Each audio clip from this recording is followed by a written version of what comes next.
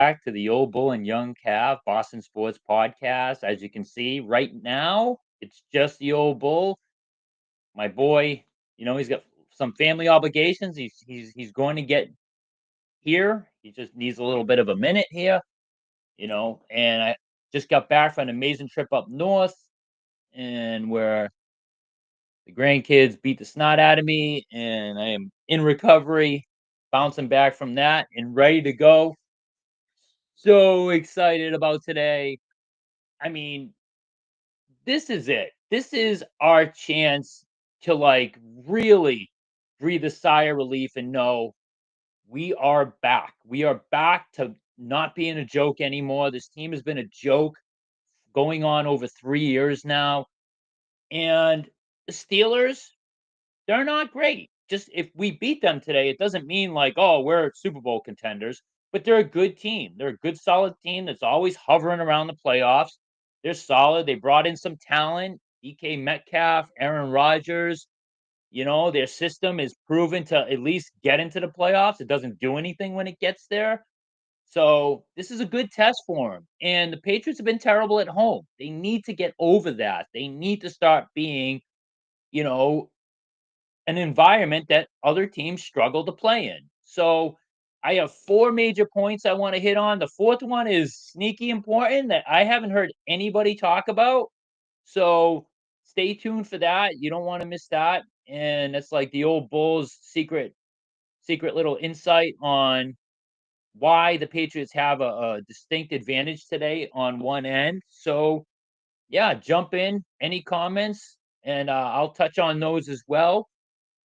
But man, if the Patriots take care of business today, you're not supposed to jump ahead. Anything can happen in the NFL, but they will be pretty big favorites next week against not a not a good Carolina Panther team.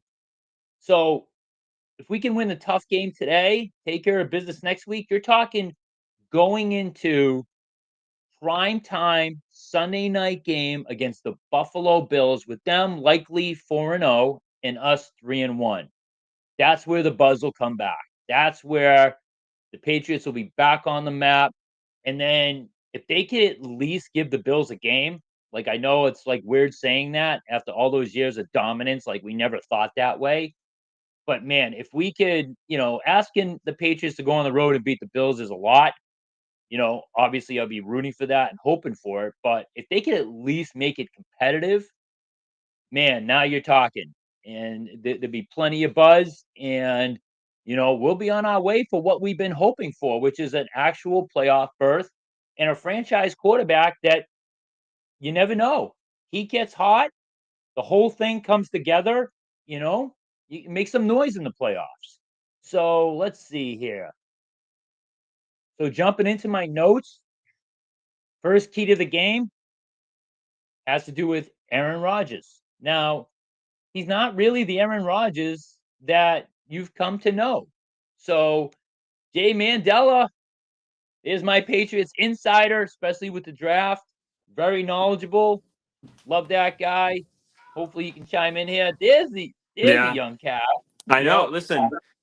Listen. Like I talked about it week one. This Patriots team is worthy of some get-togethers, right? It's actually worth getting some friends together to watch some games, and so that's what we're doing. I'm starting to do now, which makes it more difficult to get on for the pre-games and post-games when you actually have people to watch it with, because people want to watch this Patriots team.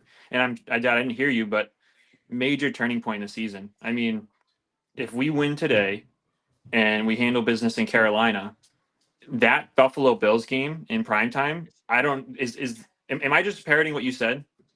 Exact, like literally Okay. almost word for word what I It's said. going But to that's be like okay. the biggest game since the playoffs. So I'm Yeah. sorry to steal the old, to come in and reiterate what people are saying, but it's common sense, people. There's a lot to be excited about. A lot on the line today. Such a big There game. is. Control the clock, convert on third down, highest percentage since 1991 last week. It's a different team, definitely in the years past, Jamie. Um, Drake May, it looks like he's starting to take that leap. And Dad, I mean, I know we had a hard time. I don't know if you went back and watched it, but did he have the same amount of errant throws in the last game as he did in the Dolphins? I'm sorry, than he did in the first game. Was it? We talking about Drake May? Drake May, yeah. Drake May literally had one errant throw all game. One, nice. It was a Okay. misread with Stephon Diggs. Even Hunter Henry made an amazing back shoulder kind of throw in the middle of the field, and Hunter Henry just dropped it. He had a guy all over him too. But there was one errant throw, Drake May. There was really, knock on wood, not one time he put the ball in danger for any turnovers. And it's funny you say that about the group, Matt, because at like 12:56, I have to wrap this up because I'm literally sprinting for the car, speeding down the street. There's a cool sports bar down the street that has all the games. There's a Patriots group there. Can't get the game on, TV here. I don't want to use one of my shady apps. I'm gonna go down there, watch it with some Patriots friends, and it's just the excitement is back. We just need them to represent today and win a very winnable game. That's all there is to it. It Yeah, is. you nailed It it. is, Jamie. Hey, yeah, Yep. Jamie. It's as simple as it is. Like that's the I think the best title for this pregame show. Isn't it great to be excited again? And it, Yeah. it did suck that week one loss. I think, especially in the NFL. Hopefully that doesn't come back to haunt us as a team that is probably going to be fighting for a wild card spot, especially if the Bills keep playing the way they're playing. That game hurt. We really need these games. These games are so important. We got Kurt, Steve. How long is Gonzalez out? Lots of differing opinions on his efforts to come back, and this D needs him. Dad, what do you think? What's your prediction for Gonzalez? So I was going to touch on this a little later in the show, but I'll jump on it now. Gonzalez, to me, he'll be back next week.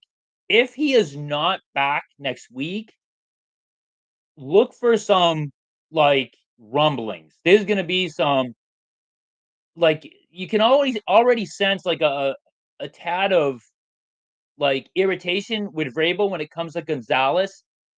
He practiced this week. Like if he doesn't play next week, we're talking he is really milking the I am making sure I'm 110% before I come back because I get a contract on the line. And if that is the case, I don't blame Vrabel. If you can get I love Christian Gonzalez. I made a bet. I had to cancel the bet, and luckily I got my money back. I made a bet at the beginning of the year he was going to be Defensive Player of the Year. So it was like a small bet. It was only $5, but it would have won me like $250. So I canceled that. I got my money back. I'm huge on Christian Gonzalez. But if he's playing these damn games with money already, if you can get a haul for him, get him out of here. Get a bunch of first round picks and second round picks if you can for him. Yeah. Because I don't want to deal with this crap. Because you know what, Matt? If he's already pulling this crap after 2 years in the league, one of them where he was injured for most, he's probably going to get his contract from us. And a year later, he's probably still going to whine about it when another cornerback makes more than him. Like, and No, he's going I to want to agree. redo it. He's probably going I to be one agree. of those freaking guys. Like, No, so, and Kurt, Kurt, I'm Kurt. Hopefully go he's ahead, back Matt. next week. Hopefully he's back next week. I told my dad I thought he was gonna be out for the season at this point because we weren't hearing anything, and hamstrings can be so tricky. So hopefully he is back next week. We got Amy McStowe. I can't even show this message. Like it is technologically impossible for me to post Amy's message, and I'm not even joking. It won't let me. Amy says, Oh, "Go what is it? Bucks." She sent a Okay. message that says "Go Bucks." I can't. But she put a huge emoji in it, and so I Yes. can't post it. So I'm sorry, Amy. We do want to show everyone's messages, but the technology will. If you just write "Go Bucks," I'll put it up if you want. I have nothing against the Bucks; they're fine. Yeah, Uh, Amy's a little cocky. That's okay. I used to work with Amy. Amy's a doll. I love her. She's listen, and, great. and and the Bucks are a problem. Baker Mayfield's legit. I think you got to put Baker Mayfield, and I think in the top four what were the quarterbacks in the NFL right now. He's legit. Baker Mayfield's pulling plays out of his butt at the end of games, which is listen, that counts. That's important. But he hasn't been consistent. He's like his passing numbers this year. Take a look at him. They're like Yeah, sneaky, not great. But and Will anyway, he's and Will making plays when Campbell. it counts. And Will That's all that Campbell, as I matters. sent you, is the best offensive rookie regardless of position so far. It's early, but it's a good start. And Jamie, if Will Campbell puts a game like last week together for hopefully 80 or so% of his games going forward in his career, I mean that's a great pick. He really showed up. He cut down on some of the penalties. Um, I think there's just so many reasons to be excited about Will Campbell. So I'm super happy about that. And it's so far so good. And this is gonna be a big test. I know this week my dad said TJ Watt does line up on Morgan Moses' side. And Morgan Moses has been struggling, so we might not see TJ Watt over on Campbell. But something to look out for. Tomlin isn't an idiot. They have these two rookies over there. Maybe he switches, Watt over there for a couple plays, see if he can blow something up. Well, one of my 4 points that I wanted to bring up, so I'm just gonna jump on that. That's actually point number 2, is my son Matt had a sneaky good stat where Watt's pressure rate this year has not been good. Like, it's been drastically down. Do you want me But to tell you the here's the numbers? key. Yeah, look up the numbers real quick. No, I But have them here's on the my key. head. Okay, The go ahead. Watt's pass rush win rate is 7% this year. Let's The see. league average is 16%. Watt in his career is a 24% pass rush win rate player. So Mm. he is less than a third of his production, and he's going up against Morgan Moses, who has the worst pass rush win rate out of the right tackles. So possible bounce back week for him. It's going to be interesting. So yeah, Dad, those are the numbers. Let him have it. What do you got? So it's a big week for Morgan Moses, right? He was embarrassed last week. He did not have a good game pass blocking. He had 3 false starts. He's a veteran, right? Is this the week where he's like, all right, I need to like start really focusing, get my crap together? Because I'm telling you, Marcus Bryant's breathing down his throat. Okay. He's a promising rookie they got in the 7th round. Morgan Moses can't have this. We can't have 3. So if look for him to have a pride veteran bounce back game and do pretty well against Watt. One of my keys of the game is not doubling him. Based on those numbers, double Haywood, double someone else who's getting more pressure, to get help and to get made time. But here's the key also, Matt, is running away from Watt. Apparently, he's doing still well against the run. Like he's sealing the edge. He's not letting teams get outside. Teams running against Watt have failed miserably. They're averaging less than 2 yards a carry. Running away from Watt, they're averaging like 6 yards a carry. So don't double Watt on the pass rush. And unless he starts killing you, then you might have to adjust. But run away from him also. So that's it. Use that double team, to get made time against Haywood or someone else who's been doing well because giving May time is huge. The Steelers' coverage is not as good as people have thought it would be with a couple of big name corners. They have Ramsey and Slay, who have been known to be number one corners, but they're struggling Yeah, against five the years pass, ago. their defensive 5 years ago. backfield. Yeah. So if the Patriots can get May time, they should be able to take advantage of throwing the ball downfield. So Yeah. that's my one of my key points with Watt and and how you handle him running and pass. Matt, the other one is Aaron Rodgers. Wait, He wait, wait, still wait. Before you move improvises a on from lot. that, before you move on from that, let me say one thing about the Yeah. the Watt and the Oh, defensive yeah, line. go ahead. So week one, this Steelers team gave up 2 rushing touchdowns to Justin Fields, and I think Drake May is much more athletic than Justin Fields. I think his movement's going to be really big, escaping. I think the line for Drake May rushing touchdown is plus 400 right now, which is shocking. So maybe they know something I don't know. But this Steelers team does give up a good amount of scoring opportunities to the quarterback position in the run game. So I'd like to see Drake You May know out what there. that means? That means they're playing a lot of zone, a lot of man. Because when you play man coverage, you're susceptible to quarterbacks running the ball because the cornerbacks and safeties have their back turned to the play. In Yeah. zone, that's what Miami did, and that's what Oakland really did. They played a lot of zone, and May, everyone's like looking in, they're just protecting their zone so they can see when May starts to run it and cover that up. Kurt And Ram, yeah, Kurt, do you guys see the receivers starting to fight over targets, Diggs and Pop? Listen, it is interesting. I think Douglas had a really good quote after last week. He only having I think 1 target, and he was just very excited to get a win. One benefit, and I think this wouldn't be the case if it was the opposite. If Diggs wasn't getting targets, I think we'd hear it. But I think Pop Douglas has been a part of such a losing team that winning, as long as we win and he's not getting the ball, I think he's fine. If that was the other way around, I think Diggs would make a much bigger deal. I think he needs the ball and he needs to win.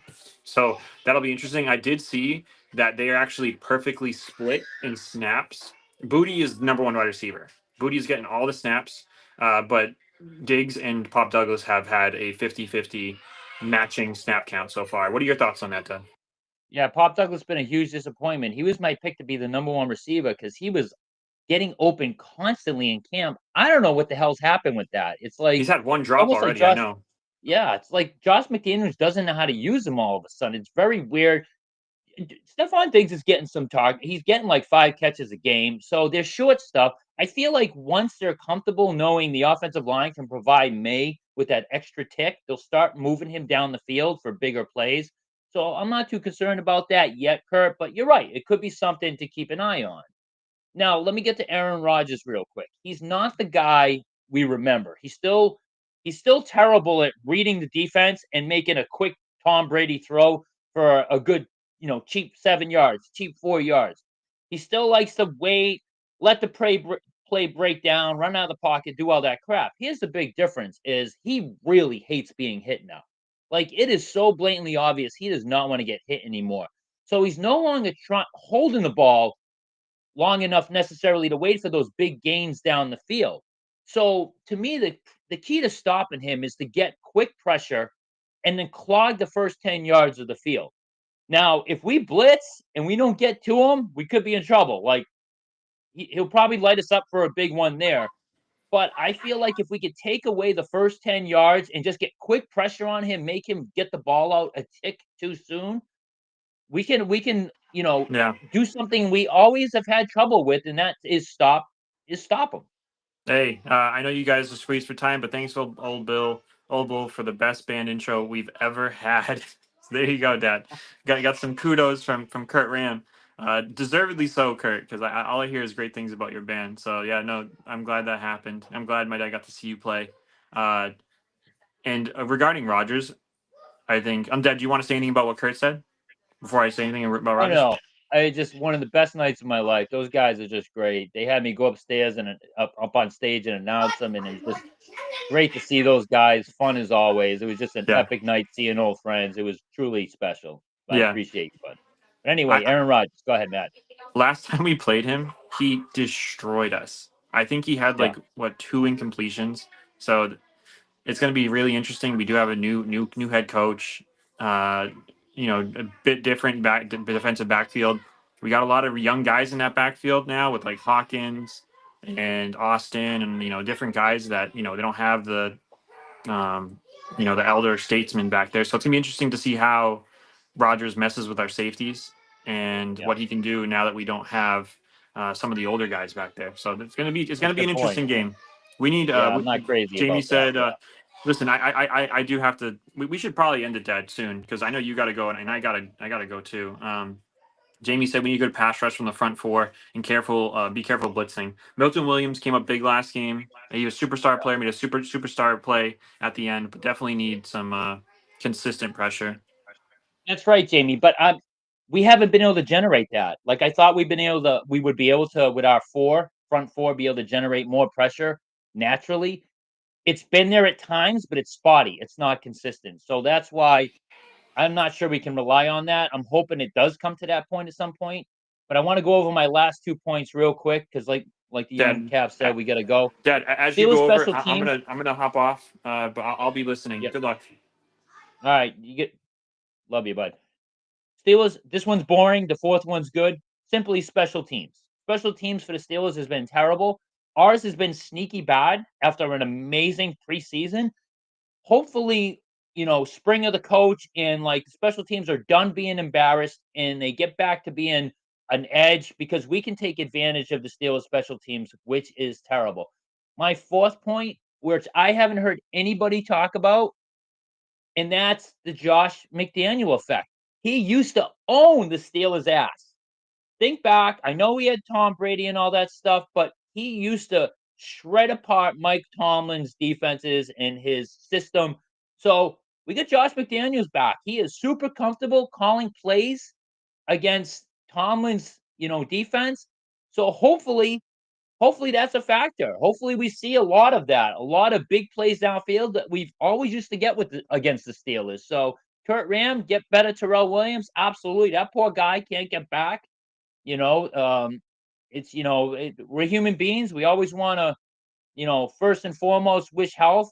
But hopefully that guy gets back, man, because the protege under him, he doesn't have much experience. He did an okay job last week. but we could use Terrell's experience back. So Jamie, you're right. Go Pats. Hopefully we get that pressure, from the front four all by itself. That's gonna make everything a lot easier, that's for sure.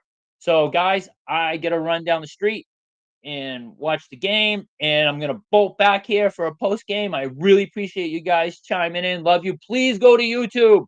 YouTube, hit the like button, throw a comment in there. All that stuff helps with our algorithm. And if you're not subscribed yet to our channel, please subscribe to it. That helps as well. Love you guys, and I will see you after the game. Hopefully, all happy and joyful.